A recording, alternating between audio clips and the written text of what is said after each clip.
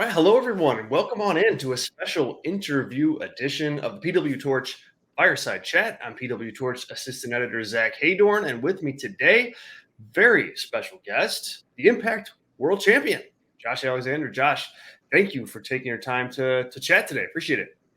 Absolutely. Thank you for having me. So man, tell me, I guess my first question is just what is it like being the Impact World Champion, company kind of on your shoulders, being the guy in the company that you've been with for so long? I mean, the first thing that I can say is like it's an immense amount of pressure that I didn't imagine or didn't anticipate, rather.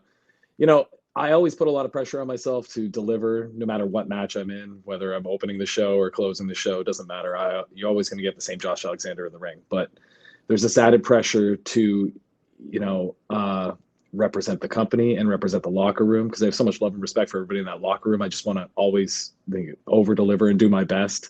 It's kind of the same thing. Like if somebody were to make fun of me, it would just roll off my back and be like, yeah, whatever. But if you made fun of my wife or my best friend, I would, like, you know what I mean? Right. You'd have a different reaction. I'm more protective of the people I care about. And that's probably why I put so much pressure on myself in this position. So, Yeah. So I mean, is it like pressure to, I don't know, like deliver like ratings or like full houses, all of the above, like specifically, like what is it that kind of, for lack of a better word, keeps you up at night?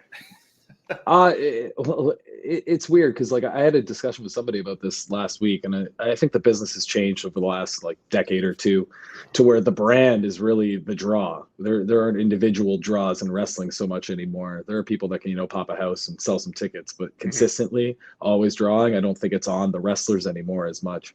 So not so much ratings or pack in the house. It's just always getting good reviews, always making sure that people are going to talk about Impact in like a good light, that if they were questionable about Impact and they decided to tune in, that they were pleasantly surprised and we're going to retain those eyes, stuff like that. I want this company to grow. I want my own brand to grow as well, but like it could be a mutually beneficial relationship that I have with Impact Wrestling, and like I want this place to be the number one wrestling company on earth at the end of the day.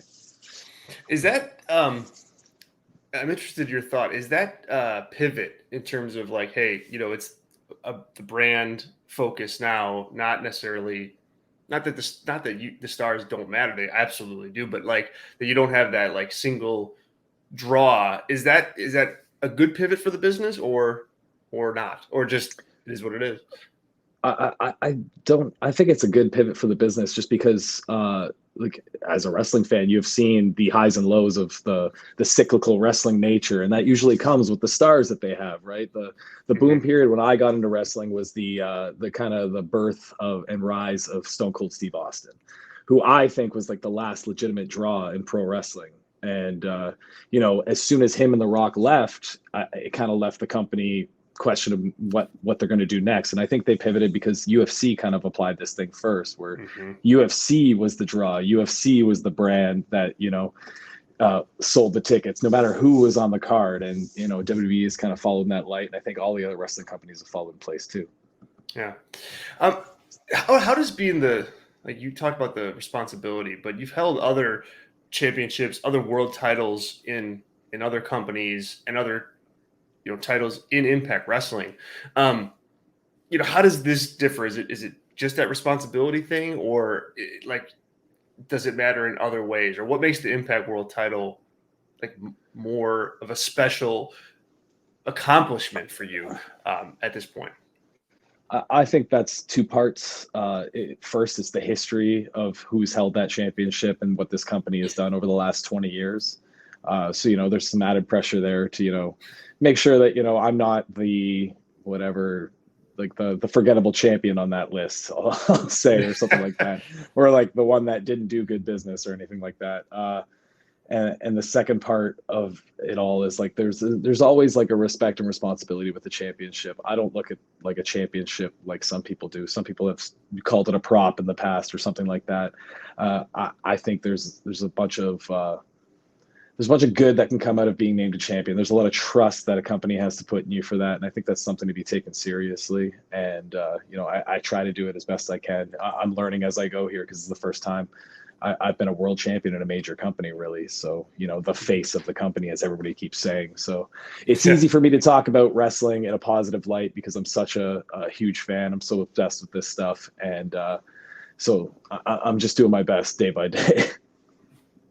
Oh, that's great. Well, let's talk a little wrestling. So you had in your kind of climb back to the Impact World Championship, you had a really long-term story with Moose that kind of saw you at the top of the mountain at Bound for Glory in 2021, and then you lost the Impact World title right away, but then you went on this journey back, and so I want to talk about that program, that feud a little bit from a storyline perspective and just a week to week kind of narrative perspective.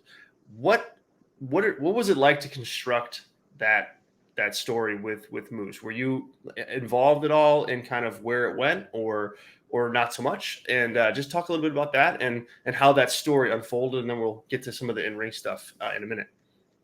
I never ask what I'm doing, which is like a weird thing. It's always like, I think it comes from like my background of my like legitimate job I had for so long doing construction. It's just show up, put your work boots on, punch your time card, and do your job. It doesn't matter, like whatever it is. And I kind of apply that to wrestling. So I never like poke and pry. And I remember it was like Bound for Glory was late October. It was probably our television tapings in September where we were leading into the next ones. And I was just like, I was curious, and somebody just mentioned, they were just like, "Oh yeah, you're going to do option C in your main eventing Bound for Glory," and I was like,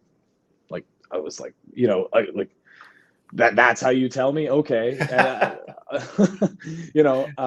and then I got the rundown of like what the whole plan was, and like immediately, me, I like to think that I have like a pulse on how fans feel and what they want and stuff like that, and I was just like, man, fans are gonna like drag Impact for this, but by the time it all pays off, because we didn't know it was going to be at Rebellion, but they said sometime later on in the year, it could have been Slammiversary or something else. But by the time it pays off, it'll all be worth it, because like the thing that I think is lacking in pro wrestling these days is the patience of telling like a long-term story, because I think people's attention spans have gotten so much smaller. So there's this need for immediate pops of title changes and all this other stuff. You need the payoff faster. And I think Impact did it right.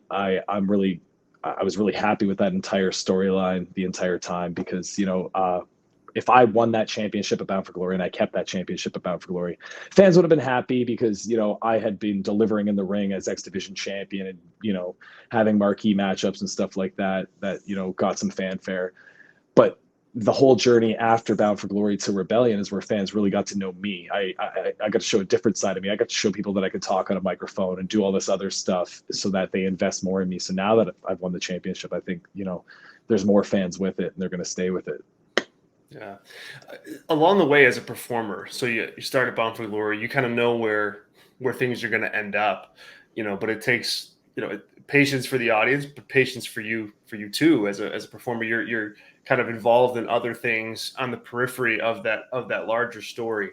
Is it difficult to work in that environment, knowing that like that, we're telling this smaller story, but really like the bigger picture is what, is not more important, but just kind of the brighter light is on that. Does it make it difficult to work other like stuff around it? No, I don't think so. And I think it's just like a testament to the amount of trust that I have in like the members of the creative team at Impact Wrestling and Scott D'Amore himself. Like just working with them over the first 3 years, like I've said it so many times, like all I've gotten is opportunity after opportunity. And as a professional wrestler, all you can ask for is opportunities. If you make the best of them, you're going to benefit. And like, that's why I'm in the spot I'm in now. Cause I think I got given so many opportunities that I kept, doing well with them because I had so much experience before I got here. But like, I have so much trust in Scott and Jimmy and RD and all the people involved with creative that like, no matter what they brought to me every week for television, people in Philly will understand this, the trust the process thing, because it's going to pay off eventually, and it really did. So yeah, from an in-ring perspective, with the match with Moose at Rebellion, I thought that that you guys really constructed a match that mirrored up nicely with that long-term story that you were telling. And that don't mean like, hey, okay, it was a long match for a long story, but it like really kind of, you guys were able to tap into really your character, and not in like I don't want to say desperation, but just the intensity and the passion that you had for getting that title back. And you're able to kind of showcase that with the match, with what you guys did in the match. How did you guys build that? What did you guys sit down? Is this, hey, we're going to sit down and we're going to like just make sure that we capture that? Or is it, hey, we've been telling this story, we're comfortable, let's just get in the ring and do it? Like, I'm really curious, because I don't know, more so than any major title matches this year, like that match and the story around it was like so cohesive, and I thought it made for a really good watch. Yeah, I don't want to take 100% credit for all of this, because certainly I didn't put the whole thing together, but this never happens to me. I never usually will put a match together or think about a match. I can't prior to like showing up to the venue the day of. But the night before that show, I couldn't sleep. I was like tossing and turning, because I knew what was going to happen the next day. And like I said, that pressure, the first time I was feeling it from the world championship perspective. So I ended up walking into the lobby of my hotel and staying down there for 2 hours and just thinking about like different, story arcs of the match and how we could like try to get that across to fans. Because whether fans recognize it or not, I think subconsciously they can understand some of the things that you put in matches for storytelling purposes. So like the whole, like you said, and you kind of summed it up saying like you recognize it and stuff, which makes me pretty happy. But the whole arc of it was just how much heart I have and how many things I have to go through, and the scraping and clawing and climbing my way back there. So like we kind of mirrored that in the match with how I was doing things. And it was a testament to Moose and the intensity that he brought to me and the trust that he had in me to, to tell that story. Because I think the way that you tell that story, especially as a babyface, is in your selling. So, there was a lot of pressure on me that day to deliver. And, I think both myself and Moose exceeded our own expectations. So I'm really happy about it. You seem to have a lot of chemistry with Moose. And I think it's probably, it's to do with the story told and again, your ability to sell. But, talk about working with him. Like, it is, you mentioned it a little bit, but he was such a good heel in that match, and in the program in general. You guys played off each other very well. So maybe talk about your chemistry with him, and then just and then the importance of that type of chemistry with opponents in general when you're wrestling. Well, the thing with Moose is like, there's probably no better athlete I've ever been in the ring with. Like somebody at his size, at like 260 pounds, and the things that he can do with his eyes closed, it blows my mind. And I don't even think that he's been able to show what he's truly capable of. But so that makes everything easy. It's easy to have chemistry with somebody that physically can do anything you ask of them. You know what I mean? And the thing that makes Moose special is that Moose, like you said, he was a good heel. Like so many people, especially in today's wrestling, are afraid to be hated and truly like,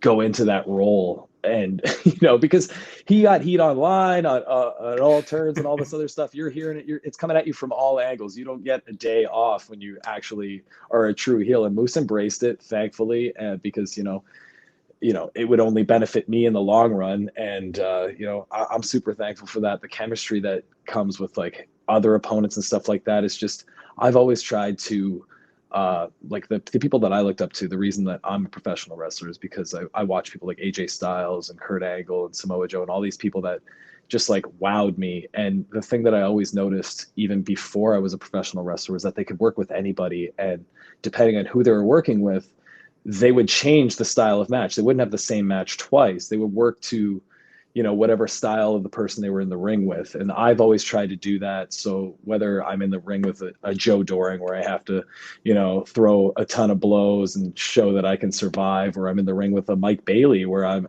running around fast paced, trying to keep up with, all the X Division-ness that, someone like him can throw. I embrace, the challenge of like working to somebody else's style. And luckily I've been able to have chemistry with a lot of people so far. So. Yeah, yeah. All right, so you guys are in Louisville. You got the Derby City Rumble coming up.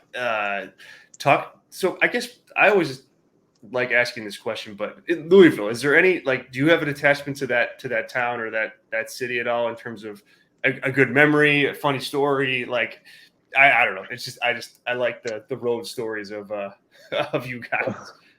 I mean, the best story and the fondest memory I'll have here is that I returned here in Louisville in March, from, Right. the hiatus with Impact Wrestling. And I announced, I signed my multi-year contract extension. I announced that main event at Rebellion for the World Championship was finally going to happen. And, right before I went out, they filmed me running in from the outside, jumping like a gate or something. And, I almost tripped over the gate, to be honest. And, the only person that called me out on it was Jordan Grace. She texted me immediately when the video came up, and she's like, "Why did you jump over that gate like you were a 70-year-old man?" And I was just, you know what I mean? But the funny story is that night I came down from the hotel at 8:30 p.m. because I was showing up late. I was a surprise, clearly. And, my Uber was taking forever. And I looked to my right and I was like, it's only 4 miles away. And there's a bird scooter right there. And I was like, all right. And I took a bird scooter to the venue No for my kidding. return to Impact Wrestling. Yeah.